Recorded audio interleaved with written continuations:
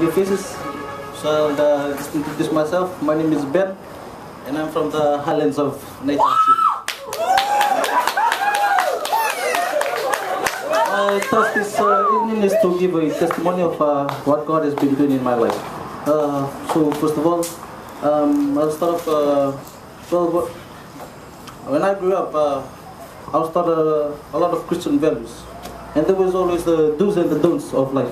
There were things that I was able to do, and there were things like that I was forbidden to do. They were like taboo, a big no-no right there. So all of my life I was like so curious to see my friends, enjoying life as peers, and I was like always in a boundary, confined in a boundary, and I could not enjoy the life that they lived. So when things started to change when I went over to high school. I went to Lilin, and during my junior years, I was a day scholar. So I lived off campus. I went to school, and then every afternoon I came back home. And then during my senior years, I thought of going in and living in the dorms. And in my senior years, I was a Form 7 student in 2009. At the beginning of the term, school term, there were a couple of things that our hostel prefects had done, and they were dispatched for. And in the first term, I was asked by our coordinator for the hostels if I could be our house captain. So I said, okay, yeah, what the heck, I'll try it out. And here I was, for the first time ever in my life, I was free to do whatever I wanted. No, my parents weren't there. No one was there to boss me around. I was in control of my life. And things started to change. I started taking alcohol. And for us in the dorms, every Friday evenings and Saturday evenings, our normal routine would be on Fridays we'd have hostel devotions together as group members, and then on Saturdays we'd have a combined service, church service with the girls at our school chapel. But for me, every Friday and Saturday evenings, this was every Friday day and Saturday evenings, I'd only be doing three things. It's either one, my friends were in school praying to God. I was in the nightclub, pointing my hands to the skies with a beer bottle in my hand. Or two, I'd be out with my friends looking for girls in Osoro town. Or if not three, I'd be with my gangs in Osoro town, but looking for the street kids just to fight over who owned the town. And whoever won would be the owner of the Osoro town. So those were the three things that I always did. Come every Friday and Saturday night. I never stopped there. I started turning to drugs. There was a student in the dorms, and he was a drug dealer. And I started taking marijuana. I know I'm not proud of that, but yeah, I started taking marijuana. And things started to change in my life. I started getting so short-tempered. At the smallest things, I would fly into a rage. It happened so that one night I came to the dorms, and one of my house members, a senior member, he was drunk. And the student, I hated him the most because he was a very boastful person. He was a very prideful person. Every time we'd have conversations, he would have to be the center of attraction in everything. And he would put us right down there, like we don't even exist. So this was why I hated him the most. And during this evening, I came up to the dorms. He was drunk. So I came up, and I gave him a little bit of telling off.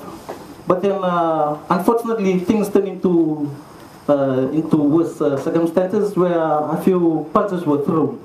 And I think a couple of my punches landed, and he fell and was blacked out for at least 2 minutes. I said, okay, set, he's down. So I went back to my dorm, lay there. After a couple of minutes later, I heard him swear at the top of his voice. At this, I was so scared, because for us, it is forbidden for a student to be drunk and to be in dorms. And I was our house captain, so I was going to be dealt with. I just flew into a huge rage, and I just didn't hold anything back. I came up, I said nothing. I just threw with all my might. And one of my hits fell directly onto his face, and he fell back. Luckily, he fell back. He sat back, and then he lay down. If he would have just fallen back horizontally, it was a goner right there. 5 minutes, he was blacked out, unconscious. Nothing at all. We tried everything, you name it, basic science, CPR, everything. We were trying Everything and all that we knew, trying to recover Fala, but he was gone. He wasn't even responding to anything. Everyone thought that he was dead. And then a couple of students thought of taking him to the showers because it was evening. We thought of on in the water so that he could get shocked because of the coldness of the water. We took him to the showers. On the showers, nothing happened. But then luckily, out of the blue, one of our senior students kicked his back and he started to choke and then started to cough. So I was, thank God. But then it didn't stop there. I was involved in a lot of fights, and this is because of our fights, started getting some meat tooths. I started one fight in Nusur town with a couple of students, and there were some students that were really seriously injured. And when I came back to the dorms, I was in my dorms. I got a shock that the police was outside.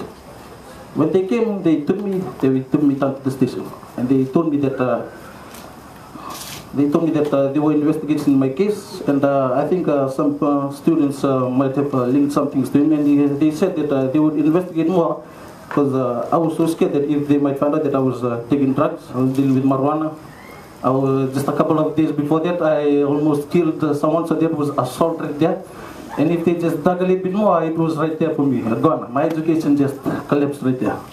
And they told me, this was Thursday night, they told me, come Monday, we'll come to school, we'll take you. From there, trial, corporal maximum. Thursday night, I said to myself, I just said, Lord, help me. During that week, if you guys remember back in 2009, there was a court procession that was going on between Ben Marama and Garcia.